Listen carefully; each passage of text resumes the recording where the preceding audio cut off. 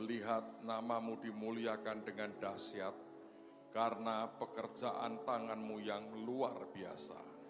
Kami bersyukur untuk apa yang sudah Engkau kerjakan tadi malam dan apa yang sedang Engkau kerjakan dari sejak tadi pagi. Kami tahu sampai dengan nanti malam, Engkau akan membawa lawatan yang dahsyat dalam hidup pribadi demi pribadi. Kami bersyukur Tuhan. Dan siang hari ini Engkau bicara lagi dalam hidup kami. Roh hikmat, wahyu, dan pengertian turun dalam kehidupan kami dan membuat kami mengerti akan kebenaran Tuhan. Dan kebenaran yang kami terima itu akan memerdekakan hidup kami. Terima kasih Bapa. Dalam nama Tuhan Yesus, semua yang siap diberkati lebih lagi berkata, amin. Silakan duduk dalam hadirat Tuhan. Siapa yang sudah lapar, tolong lambaikan tangan, berarti Anda sama dengan saya. Tenang saudara, karena sama-sama lapar tidak akan panjang, mungkin maksimal 2 jam. Mari kita buka firman Tuhan dalam Matius pasal yang ke-25, lihat pada ayat yang ke-14 sampai dengan ayat yang ke-30. Matius pasal 25 ayat 14 sampai dengan ayat yang ke-30. Sebelum saya baca, kita bersyukur dengan apa yang semalam Tuhan kerjakan di tengah-tengah kita. Pak Gubernur kita mengatakan bahwa itu sebuah lautan manusia. Dan saudara sekalian, tahukah Anda bahwa di tengah-tengah kita kebaktian dengan sangat ajaib, dengan angin sepoi-sepoi yang menghilangkan panas. Di kota Semarang sendiri saya diberitahu itu hujan cukup keras.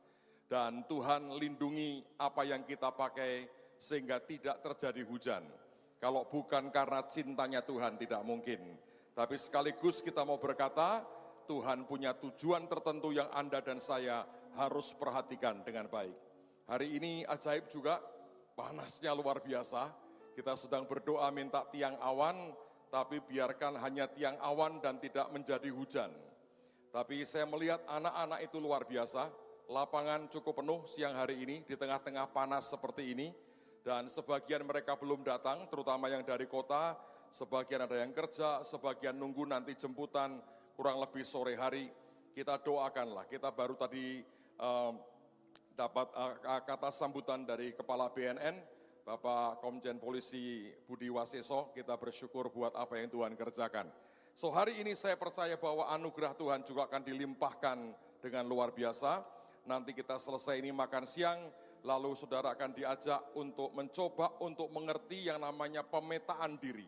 Supaya kita ini mengerti siapa kita sebenarnya, apa potensi kita, apa yang terbaik yang seharusnya kita kerjakan.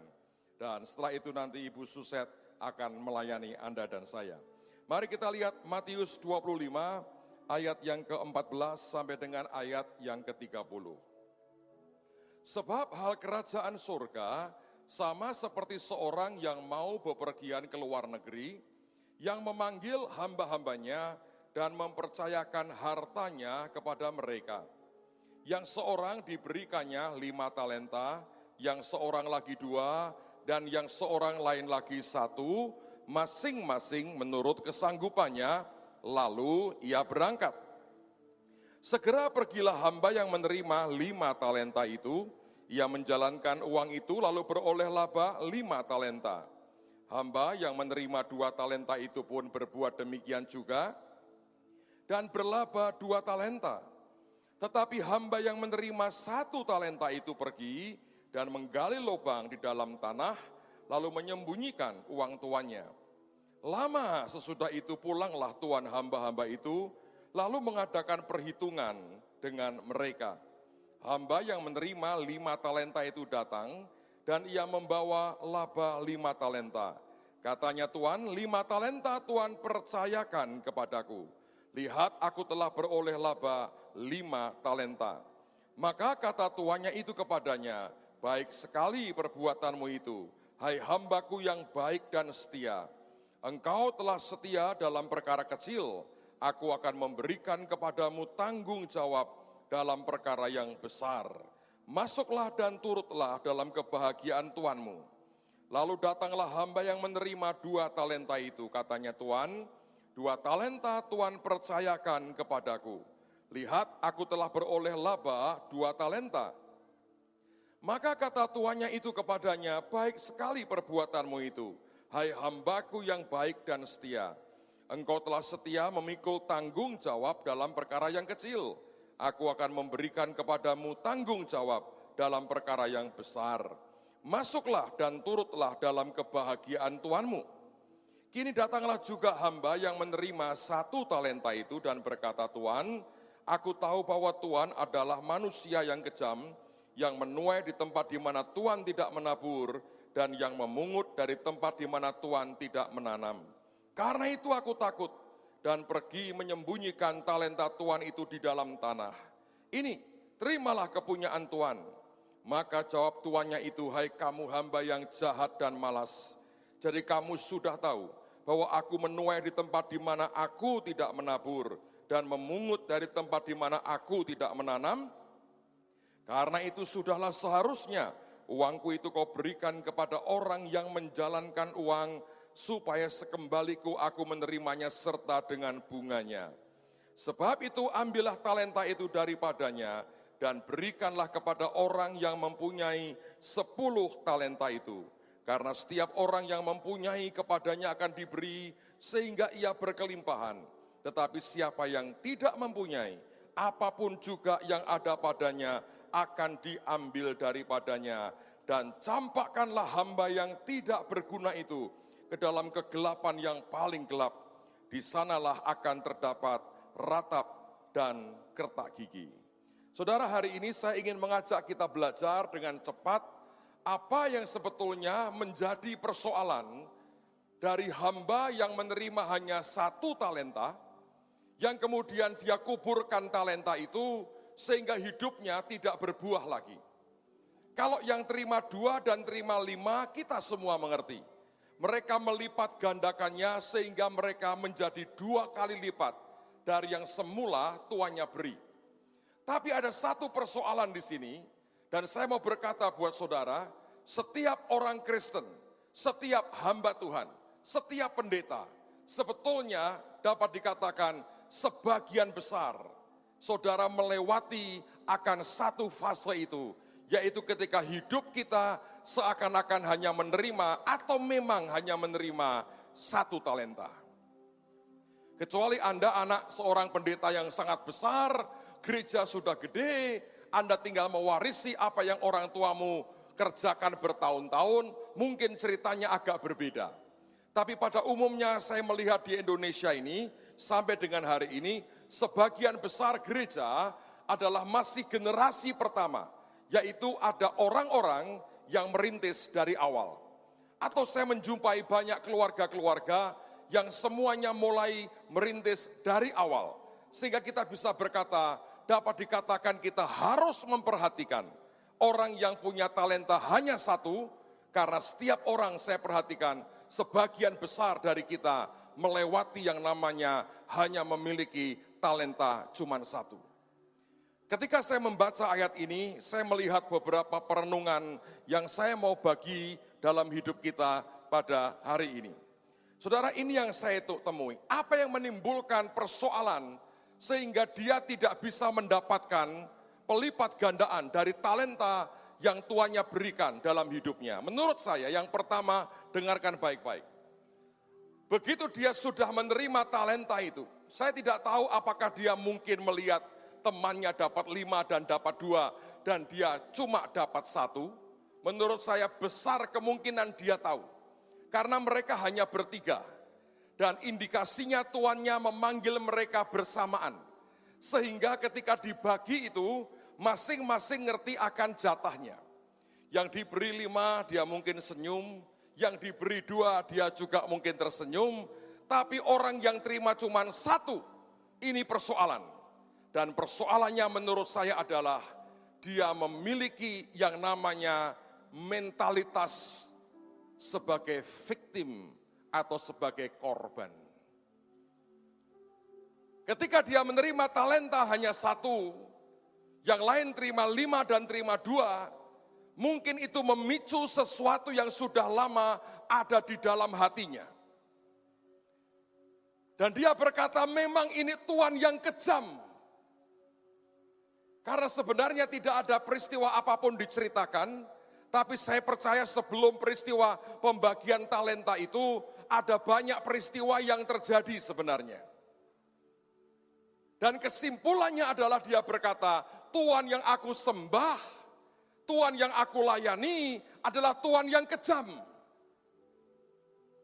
Saudara,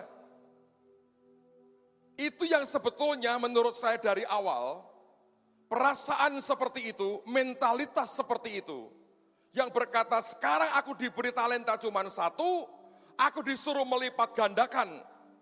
Kalau aku diberi 5, itu modal yang oke. Diberi 2 itu lumayan. Aku sudah diberi paling sedikit, dan tugasku juga sama, harus melipat gandakan. Maka kemudian kesimpulannya berkata, Tuhan yang aku layani adalah Tuhan yang kejam. Saudara, kalau dalam kehidupan kita sudah mulai punya perasaan seperti itu membahayakan kita.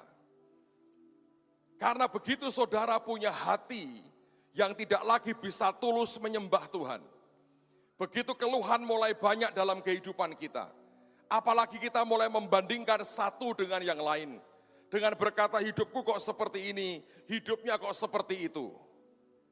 Dan itu akan membuat kekuatan kerja kita, kekuatan kita menghasilkan buah makin mengecil dan makin mengecil. Semakin kita menggerutu, semakin kita marah, semakin kita kecewa, kekuatan kita, kemampuan kita untuk menghasilkan buah yang banyak, makin lama makin hilang, makin mengecil, dan saudara makin tidak berdaya. Saudara, manusiawi sekali kalau kita membandingkan diri kita dengan si A, si B, atau kita dibandingkan oleh orang lain terhadap si A dan si B. Dan saya ingin sampaikan demi kasih Tuhan, terutama buat teman-teman hamba Tuhan dan semua saudara.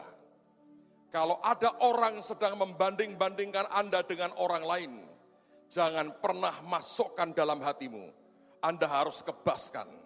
Sebab panggilan saya bukan panggilan untuk menjadi lebih baik dari saudara.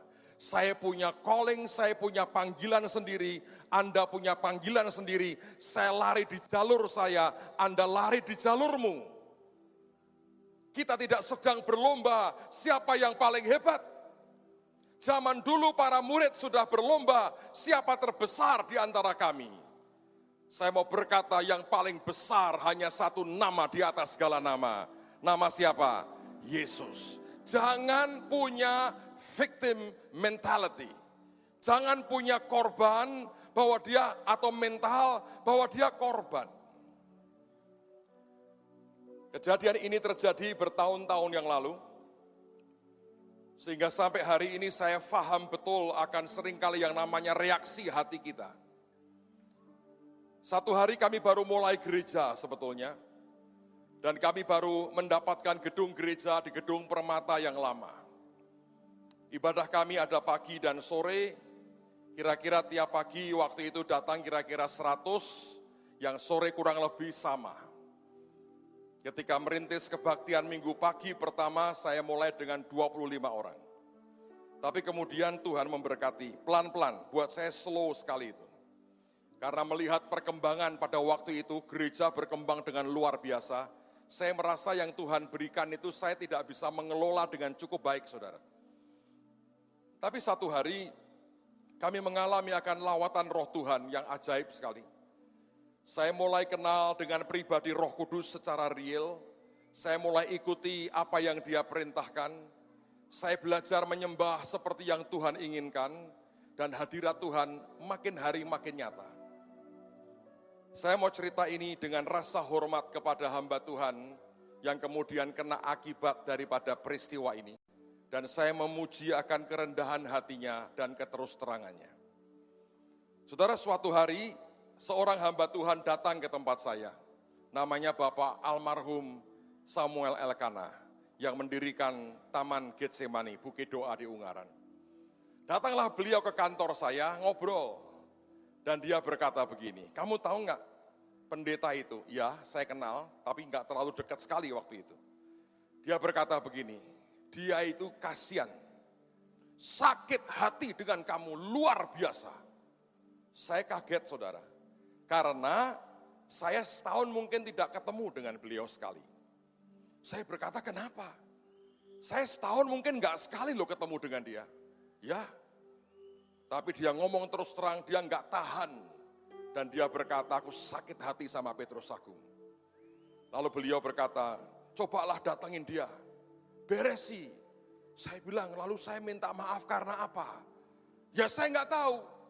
Kamu datang ke dia, kamu lebih muda, datangi dia. Orang muda memang seringkali buat kalah-kalahan, saudara. Kan orang tua seringkali menang-menangan. Padahal kalau adu tinju belum tentu, ya saudara ya. Sebab yang tua sudah rematik semua. Akhirnya suatu hari, saya sungguh-sungguh telepon dia saudara, beberapa hari kemudian. Dan saya tahu beliau mencoba menghindar. Tapi saya berkata, Pak bolehkah saya ketemu Bapak sekarang? Wah saya sibuk, jam sekian sibuk. Dan saya melihat ada slot kecil yang dia anggarkan, Pak kan ada kira-kira 30 menit. Saya janji 10 menit saja. Lalu setelah itu saya akan pamit Pak. Tidak bisa menghindar lagi, dia mengiyakan. Saya telepon seorang staf saya berkata, ayo temani aku. Dan staf saya juga hari ini sudah beberapa tahun lalu sudah dipanggil pulang ke rumah Bapak. Lalu kemudian saya berdua dengan staf saya ini, saya datang ke rumah beliau. Dia terima, saya tahu agak sedikit kaku ya kalau Anda tidak suka dengan orang dan orang itu mendatangi saudara. Kita nggak bisa nice, kecuali itu pemain drama hebat saudara. Kalau normalnya orang nggak terlalu gimana gitu. Lalu saya berkata begini, Pak, saya mau datang kemari itu untuk minta maaf. Kalau ada hal-hal yang saya buat, yang saya mungkin nggak sadari, tapi membuat Bapak tidak berkenan, saya hanya mau datang ke sini mau minta maaf. Dan mendadak Bapak ini berkata begini, enggak. Bukan salahmu sebetulnya, bukan salahmu. Lalu saya tanya, Pak, bolehkah saya tahu ada apa sebenarnya? Saya minta maaf, Bapak berkata bukan salahmu. Lalu dia berkata begini, aku ini punya kelompok pendoa. Para pendoa dengerin cerita saya. Jangan buat dosa yang sama. Saya punya kelompok pendoa, Pak. Tiap Senin kami doa sama-sama. Suatu hari, Senin sore kami lagi kumpul mau doa sama-sama. Para pendoa saya ini cerita dengan saya, Pak Pendeta. Kemarin malam saya ikut kebaktian di tempatnya Pak Petrus Agung. Pagi saya kebaktian di sini, Pak. Tapi kemarin sore untuk pertama kali saya datang ke sana. Lalu dia tanya, terus gimana? Waduh Pak, hadirat Tuhannya luar biasa. Bukankah di tempat kita juga ada hadirat Tuhan? Beda Pak. Di tempat kita garing. Di sana kalau nyembah itu Pak luar biasa. Hati bisa dibawa dekat dengan Tuhan. Dan biasanya kalau pendeta kena pukulan pertama, maafnya masih banyak. Dan dia berkata, oh puji Tuhan, kita berdoa ya. Minta hadirat Tuhan yang bahkan lebih di gereja kita. Amin katanya. Hari itu mereka berdoa. Minggu berikutnya, Senin berikutnya, kumpul lagi. Dan dia berkata, Pak Pendeta, luar biasa loh. Saya lihat kemarin di kebaktian tempatnya Pak Petrus, ada awan putih di atasnya. Nah di kita, awan hitam Pak. Kena kedua kali. Dia berkata, mari kita usir setan di atas kita. Pendeta kan maafnya banyak saudara. Kadang sedikit tapi ngutang dulu supaya cukup. Karena seringkali maaf kita defisit. Senin berikutnya terjadi lagi. Pak, luar biasa Pak.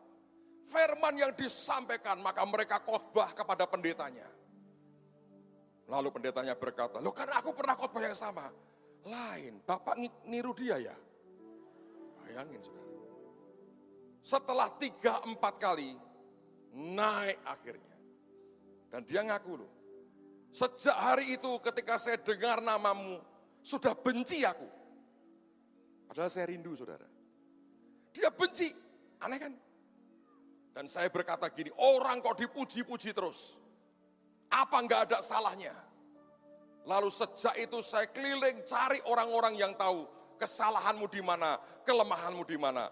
Dalam hati saya bilang, tanya saya Pak, saya beritahu. Dan dia berkata, hatiku pahit. Dia bilang, aku yang salah. Selesai itu, saudara sekalian, saya bilang, ya baik Pak, ya saya minta tolong Bapak berkati saya. Tetap saya minta didoakan. Ya, tapi begini ya. Nah ini pendeta ini cirinya begitu. Mengampuni plus jewer sedikit, pasti ada begitunya. Oh namanya pendeta, saudara. Enggak rela kalah telak itu tidak rela. Bu jangan sendirian, kumpullah dengan pendeta-pendeta lain. Seminggu sekali kita ngumpul berdoa, dalam hati Tuhan Yesus sudah kuduga itu akan keluar. Lalu kemudian, puji Tuhan, saya tidak mengiyakan, saudara. Saya berkata puji Tuhan. Selesai kami saling mendoakan, selesai. Hati saya bahagia, lebih suka dicintai, saudara. Itu lebih enak daripada Anda dibenci orang. Lebih baik diberkati, didoakan daripada Anda dimaki dan dikutuki orang. Dan begitu selesai, 1 bulan lewat, saya ke Amerika. Pulang dari Amerika, saya mampir di Jepang. Dari Jepang khotbah beberapa hari, saya pulang ke Semarang. Badan sudah teler sekali, sampai di rumah kira-kira mungkin jam 4. Dan tiba-tiba jam 4 itu telepon saya berdering. Pak pendeta itu telepon saya. Dia bilang, Pak Petrus lagi di rumah ya? Iya Pak, baru pulang dari Amerika. Saya minta tolong Pak. Minta tolong gimana Pak? Ini ada staf saya, pengerja saya kerasukan manifestasi. Dari pagi saya tengkingi tidak bisa keluar Pak rohnya. Ngejek terus. Tolonglah Bapak datang, doakan. Itu mata sudah tinggal 5 watt, saudara, pengen tidur. Tapi karena baru rekonsiliasi, masa saya bilang, maaf Pak, saya mau tidur, nanti sakit hati lagi, saudara. Ya, kadang-kadang kita harus, ya begitulah. Saya ngomong sama istri saya, kamu tidur aja, aku berangkat sendiri. Saya setir mobil sendiri, dengan sebetulnya badan sudah goyang, saudara. Sekian jam, dari Amerika ke Tokyo pelayanan sekian hari, badan sudah ngelayang sebetulnya. Saya hanya bahasa roh, saya bilang Tuhan, ini saat paling tidak tepat buat aku ngusir setan. Karena aku butuh bantal. Aku mau tidur bukan ngusir setan. Ini setan dari pagi diurusi terus gak keurus juga. Mengapa saya? Saya agak menyesal mengapa saya mengiyakan. Harusnya saya tegas berkata, maaf Pak saya mau tidur, besok lagi saya urus. Tapi sungkanlah saudara ya, sambil bahasa roh pelan-pelan saya, supaya nggak nyepet nyampe saudara sebetulnya. Karena badan nggak kepingin sama sekali nengking setan kalau sudah begitu. Akhirnya kami tiba, pengerjanya sudah menunggu saya di halaman parkir, dan kemudian saya diajak masuk ke dalam. Saya tidak melebih-lebihkan, saudara ya. Dan saya mau berkata bukan karena kuasa saya, tapi karena anugerah dan kuasa Tuhan Yesus. Saya jalan pelan-pelan dengan badan ngelayang begini. Terus pengerja berkata, di sini Pak, di ruangan ini. Saya buka pintunya, berderit, kayak film horor. Begitu saya masuk, saya lihat laki-laki sedang dipegangi 4 orang. Tangan kanan kiri, kaki kanan kaki kiri, berontak terus. Dan tiba-tiba ketika bunyi pintu kebuka begitu, dia menoleh ke arah saya. Anda bisa bayangkan seperti horor Indonesia. Dan saya lagi menatap ke dia, dan mata kami saling berpandangan. Tidak ada cinta sebab itu mata setan, saudara. Jangan GR, dan itu laki-laki. Begitu mata kami saling berpandangan. Mata beringas dan mata ngantuk bertemu, saudara.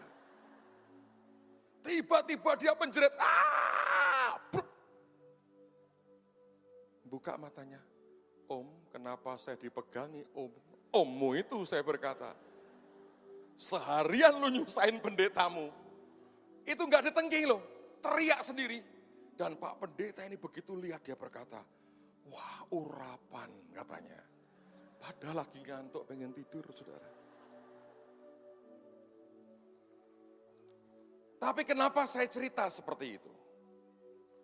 Sebab banyak orang tanpa disadari, entah kenapa, selalu merasa dirinya adalah korban. Bahwa Tuhan yang kita layani bukan Tuhan yang adil. Kenapa dia diberi 5 dan saya diberi cuma 1? Kenapa tetangga dapat 2, saya cuma 1? Dan itu membuat kita menyimpulkan bahwa Tuhan yang kita sembah tidak adil, pilih kasih. Dan buat apa kita ikuti? Tapi untuk kita berontak melawan Tuhan, kita takut masuk neraka. Terpaksa kita terus melayani Tuhan dengan sikap hati yang seperti itu. Saudara, saya mau bicara apa adanya. Seringkali orang berkata, beri saya 5 Tuhan, beri saya 5. Saya tidak pernah melihat talenta 5 itu sebagai privilege, sebagai kehormatan. Tahukah saudara itu namanya tanggung jawab? 5 bulan yang lalu, belum sampai setengah tahun yang lalu. Why? Kenapa? Karena setengah tahun lalu pada waktu acara Bahtera, tidak ada ide apapun buat yang kita buat 2 hari ini. Enggak ada. Dan Bahtera yang lalu sekitar bulan Juni. Baru kemudian 1 bulan setelah itu, kira-kira bulan Juli, kami lagi doa di Bandung di rumahnya Pak Yusak. Tiba-tiba beberapa di antara kami mendapat pesan Tuhan. Tuhan berkata, bangun pasukanku nak. Dan Tuhan berkata, 100.000. Saudara sekalian, dan Tuhan berkata, biar mereka bermalam 1 malam, beri makan mereka. Saya lagi berdoa, kiranya ada tambahan, buatlah di Bekasi, di Mahanaim. Nanti saya tinggal menadahkan tangan berdoa berkati anak-anak Mahanaim Tuhan. Tapi saya tidak bisa mendikte Tuhan karena yang bernubuat berkata, saya lihat jelas dan saya dengar jelas Tuhan berkata, buat di Semarang nak, lemes saya gubrak saudara. Anda tahu kenapa lemes? Hati saya tetap berkata, amin Tuhan, terima kasih. Tapi kalau Anda datang 29 dan 30, sebetulnya kurang adil saudara. Sebab itu membutuhkan hampir tiap sel di tubuh dan hidup kami. Dalam waktu 5 bulan, Anda mesti coba himpunkan orang sebanyak Anda bisa. Itu namanya tanggung jawab. Dan kami tidak pungut biaya loh. Kan nggak ada toh biaya pendaftaran. Coba Anda hitung dari awal begitu kita dengar 100.000, ini otak terbiasa mengkalkulasi. Saya bilang kasih makan berapa kali? Ada yang bilang pagi kasih roti aja. Lumayan. Tapi saya bilang orang Indonesia kalau belum makan nasi sama dengan belum makan toh. Anda kan sudah ngemil dari tadi tapi belum makan toh. Sama dengan saya, tenang saudara. Kalau yang khotbah masih kuat, yang duduk harus lebih kuat. Terima kasih. Tapi makanan sudah tersedia kok. Tenang aja. Dari mana saya tahu? Sudah diberitahu panitia. Dan percayalah tidak akan kubiarkan dingin sementara Anda menanti saya. Saya hanya menghitung kalau diberi makan 2 kali setiap hari, siang malam, kalikan 100.000, berarti Anda harus sediakan berapa porsi? 400.000 porsi. Sekarang saya mau tanya, kalau saudara makan di warteg, berapa coba? Atau Anda pesen nasi dus lah, harga berapa sekarang? Kira-kira? Ya 10.000 lah ya, ada yang bilang 12.000, nggak usah lah.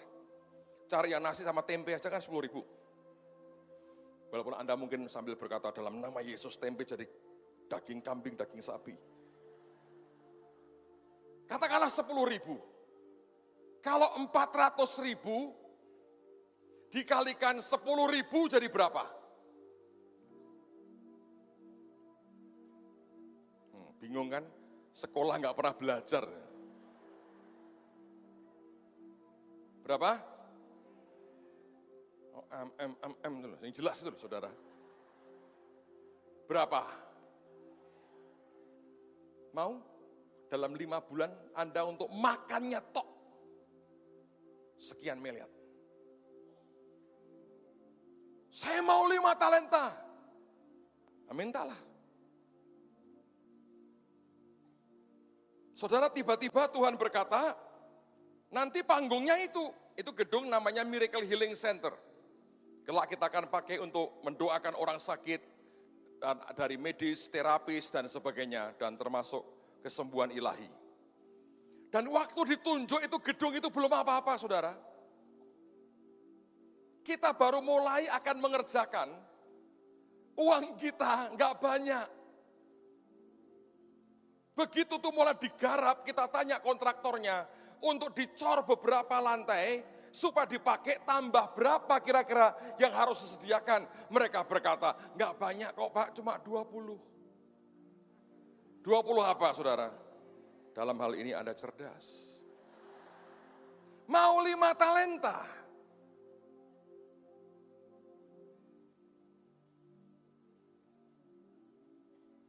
Saudara tahu, itu masang panggung, rigging, sound system, lighting, LED yang gede-gede itu. Tidak ada satu vendor yang sanggup. Itu kita pakai 3-4 vendor yang beda-beda. Saudara ngerti yang harus dibayar berapa itu? Saya belum tanya persisnya ya. Tafsiran saya antara 5-6. Apa saudara? Anda tak kasih iman gede loh, terus ngomongnya, terus. Tidak boleh receh di tengah-tengah kita. Mau 5 talenta? Anda pikir keren? Menurut saya iya. Tapi yang namanya tanggung jawab. Saudara tahu berapa ribu yang jadi panitia? Dalam hitungan kami total, yang melayani total, kira-kira sudah hampir 10.000 sendiri. Anda tahu kita bangun WC berapa? Saya tak pikir pertama itu bukan makanan WC saya. Orang lapar bisa tahan, orang kebelet, nah itu berat. Total 600 WC itu. Jadi kalau Anda datang 29.30, Pak puji Tuhan ya, nggak fair sebetulnya. Tapi kalau sudah mental kita berkata, dia jahat. Kenapa kita suruh kerja? Kenapa enggak kota lain? Kenapa enggak Windu? Kan ada Pak Yusak, kepala suku. Harusnya kan asik. Terus acaranya gelinding baik. Ajaib toh. Banyak orang berkata, oh saya mau yang besar. Dengarkan baik-baik saudara. Kadang-kadang dia sangat cinta kita. Sehingga dia berkata, nak, ini aja ya. Dan kita berkata, aku ini korban. Tuhan tidak adil. Dia diberi banyak. Sebetulnya bukan soal banyak. Tapi itu responsibility. Tanggung jawab saudara. Saudara pikir tidak ada harga yang harus dibayar? Saya keliling ke beberapa kota di Jawa Tengah. Beberapa pendeta tahu itu. Saya tawarkan kepada teman-teman. Anda mau kirim berapa orang? Busnya kami sediakan. Saudara, kami itu sewakan ratusan bus. Saya nggak minta ongkos, saya nggak diam-diam menyusupkan kernet-kernet di tiap bus, nariin karcis saudara. Saya hanya mau mengatakan Tuhan, pengen ada kegerakan yang ajaib di bangsa ini. Dan satu gereja lokal tidak cukup dan tidak sanggup untuk menuai seluruh bangsa. Baca di Alkitab. Ketika perahu Petrus menangkap 153 ekor ikan yang gede-gede. Dia harus dibantu nelayan yang lain untuk menyeret jala itu ke darat. Kita nggak bisa kerja sendiri. Saya ngomong ke banyak hamba Tuhan. Beberapa malah kemudian keliling berkata begini, Pak Petrus itu kalau membuat pasar murah nanti duitnya dimintakan Belanda. Di sini ada Pak Jimmy dan istrinya orang Belanda. Saya tahun ini tidak ke Belanda. Tanya mereka. Holland spreken saya nggak bisa.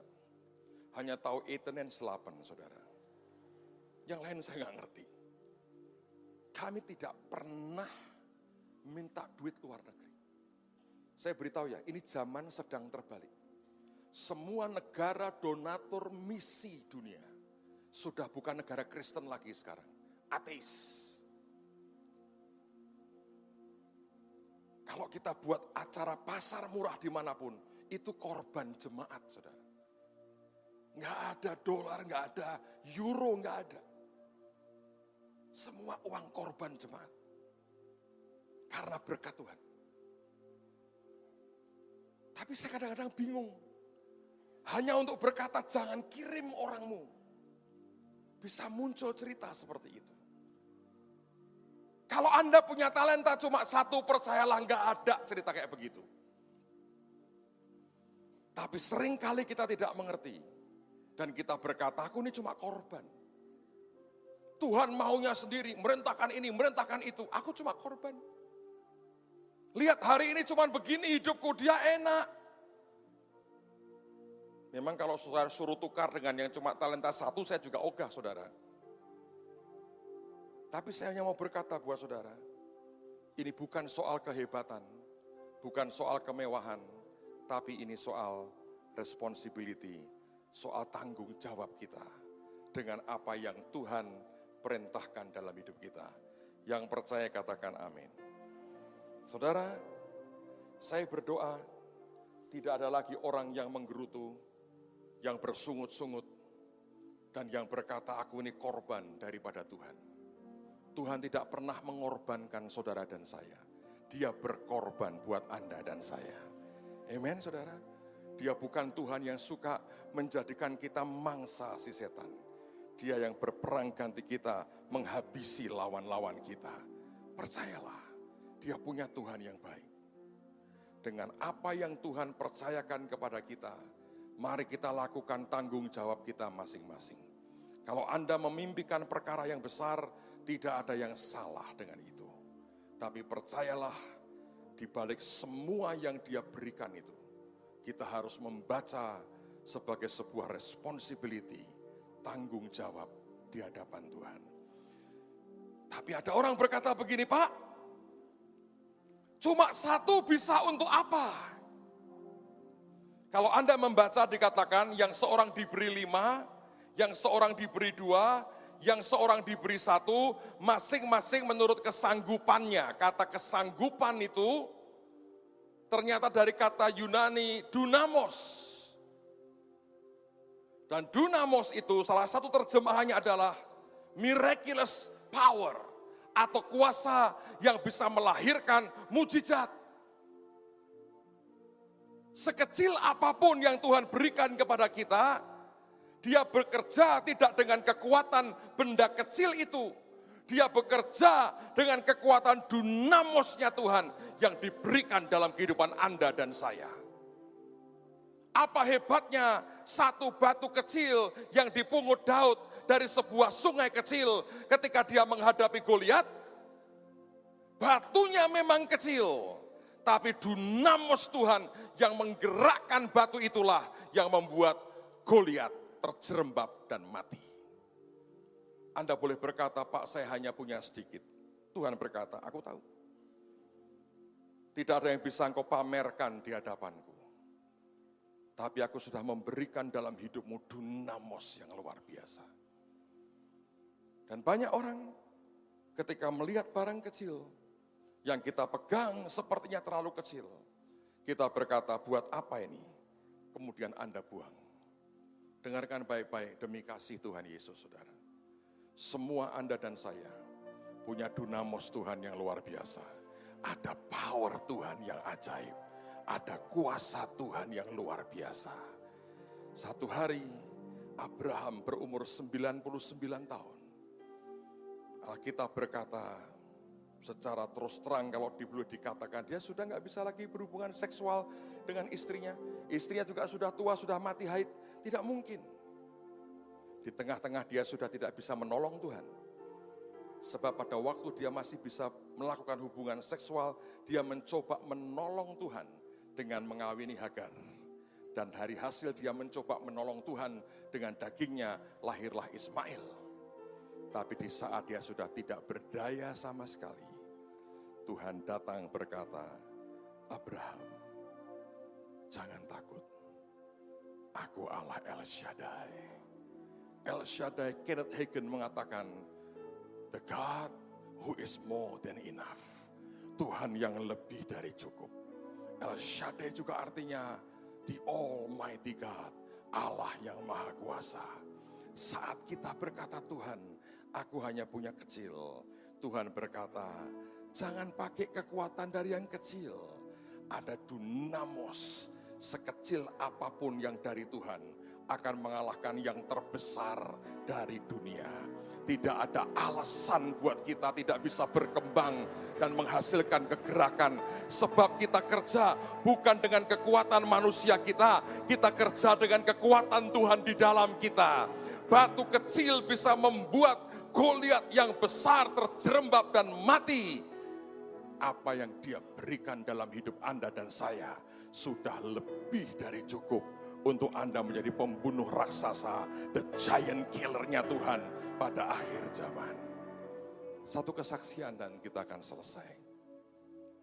Pak Yusak pernah mengalami ini. Dan kesaksian ini jadi pegangan hidup saya sampai hari ini. Saudara, satu hari beliau pergi ke Jawa Timur, ke Surabaya.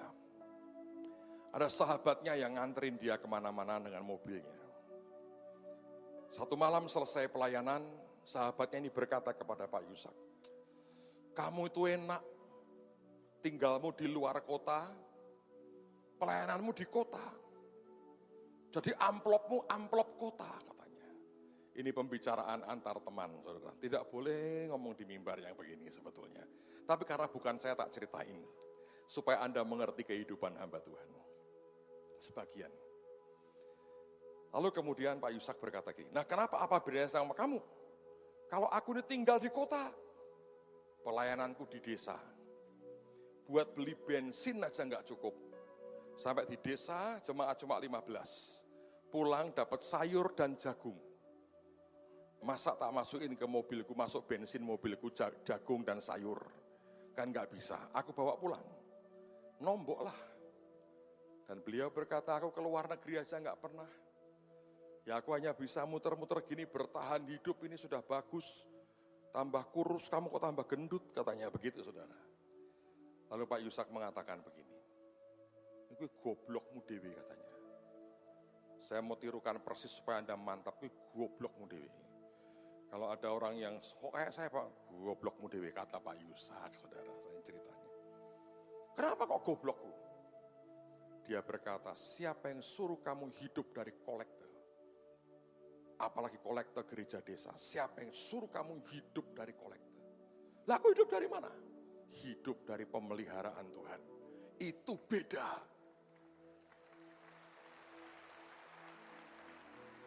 Saya harap Anda benar ngerti. Itu beda. Kalau hari ini ya, Anda pendetanya, Anda cuma ngitungi kolektormu. Nombok Pak. Itu Anda sudah hidup dari kolektor itu. Tapi kalau engkau berkata, aku hidup dari Tuhan. Saya ini agak nakal, saudara. Terakhir ini, saya sering pergi ke tempat-tempat yang saya bahkan tidak diberi apa-apa. Tiket bayar sendiri, hotel bayar sendiri, khotbah sendiri. pulang dikasih ucapan jabat tangan kenceng lagi. Selamat, terima kasih Pak. Kapan datang lagi? Ya kapan-kapan datang lagi. Sudah. Terus saya diam aja. Enggak, tak tagihkan Tuhan, saudara. Tuhan ada tagihan. Tiap tetes keringatku dihitung Tuhan. Dan saya bersaksi buat saudara. Saya hidup sangat limpah karena itu. Saya hidup karena limpah. Sebab saya mengerti, saya hidup bukan dari kekuatan manusia, tapi dari kekuatan Tuhan. Satu lagi terakhir. Kalau tidak membuat Anda berubah, saya nangis benar, saudara. Tidak di depan Anda lah, pasti. Coba lihat cerita tentang orang Samaria yang baik. Ya, kalau Anda mainkan drama, tadi ada drama atau dari AOC. Kalaupun satu hari ada drama, ini ada wakil bosnya AOC. Pak Jo. Maka yang pertama muncul adalah peran orang yang dirampok. Siapa yang kepingin jadi orang yang dirampok kalau main drama? Angkat tangan, saya nggak mau, saudara. Atau perampoknya, saya juga nggak mau. Siapa yang ingin berperan jadi imam? Jangan, saudara, ya. Oh, ini imam kurang bagus. Orang Lewi, sama juga nggak bagus. Siapa yang kepingin jadi orang Samaria yang baik? Angkat tangan. Anda kok ragu-ragu saya jebak sih? Overcurigation katanya, saudara. Terus ada yang punya rumah penginapan. Menurut saudara, sebetulnya kita itu di mana? Saya dapat berkata, semua orang berkata, oh kita orang Samaria yang baik. Saya nggak terlalu yakin. Karena menurut saya orang Samaria yang baik itu Yesus sendiri. Jangan terlalu GR, saudara. Terlalu tinggi menaruh hidup kita. Kok serupa dengan Yesus seperti itu? GR lah. Wong kemarin aja adikmu minta uang bayar sekolah Anda bentak-bentak. Golek duit-duit. Sembayang dewe. Jaluk Yesus. Gitu kok katanya Anda orang Samaria yang baik hati. Terlalu GR ya. Menurut saya, saudara. Kita ini adalah pemilik rumah penginapan. Saya mau tanya, ketika orang Samaria yang baik hati ini membawa korban yang sudah babak belur, tidak punya uang, hampir mati, dan berkata tolong rawat dia.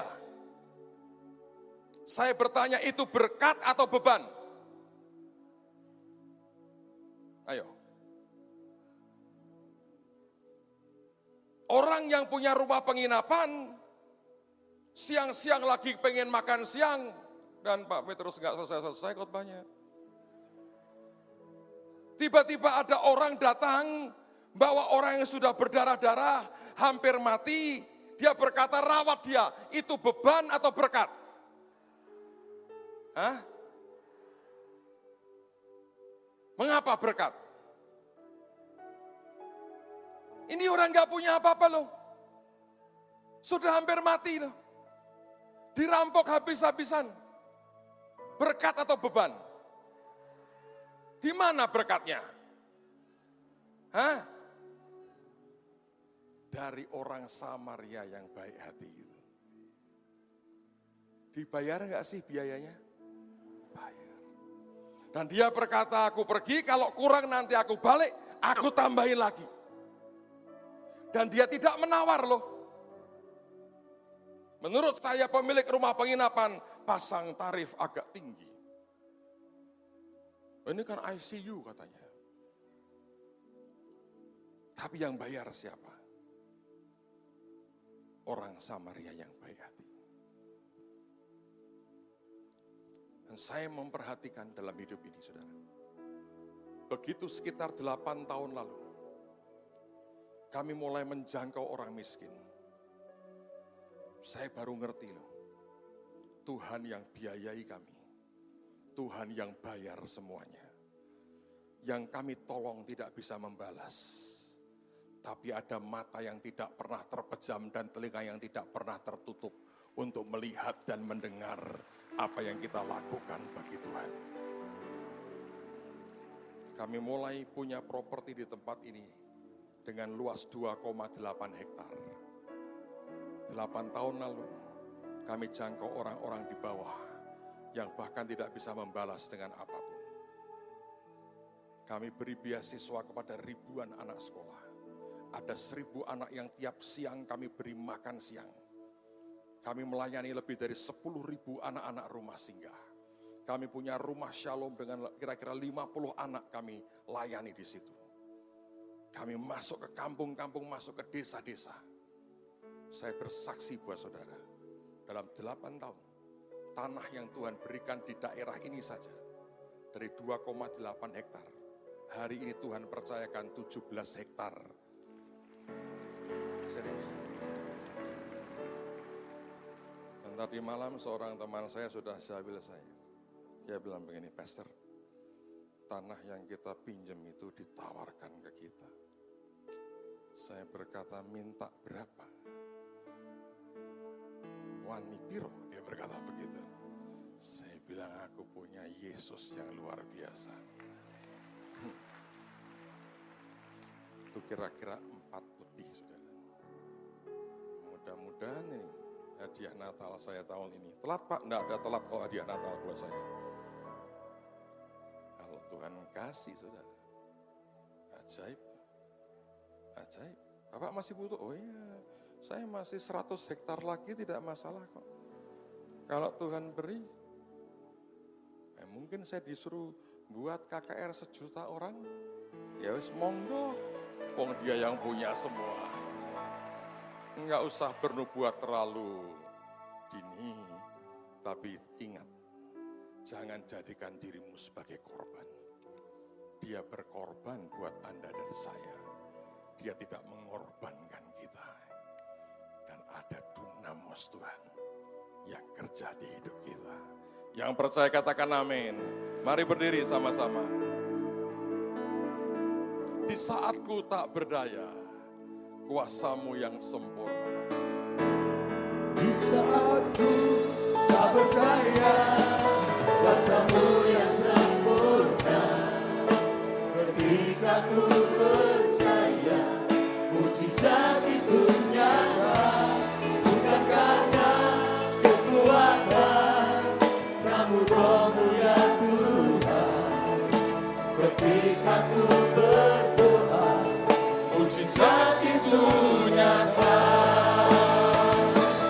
Di saat ku tak berdaya, kuasamu yang sempurna. Ketika ku percaya, mujizat itu nyata. Bukan karena kekuatan, Terima kasih Tuhan. namun Roh-Mu ya Tuhan. Ketika ku berdoa, mujizat itu nyata. Katakan sekali lagi. Di saat ku Biar Tuhan berikan roh iman di tengah-tengah kita. Membangkitkan iman yang ajaib dalam kehidupan kita. Kita bukan korban. Kita terima kasih karunia Tuhan yang ajaib. Sembah Dia. Namun Roh-Mu ya Tuhan. Ketika ku berdoa, mujizat itu nyata. di saat ku tak berdaya, kuasamu yang sempurna. Ketika ku percaya, mujizat itu nyata.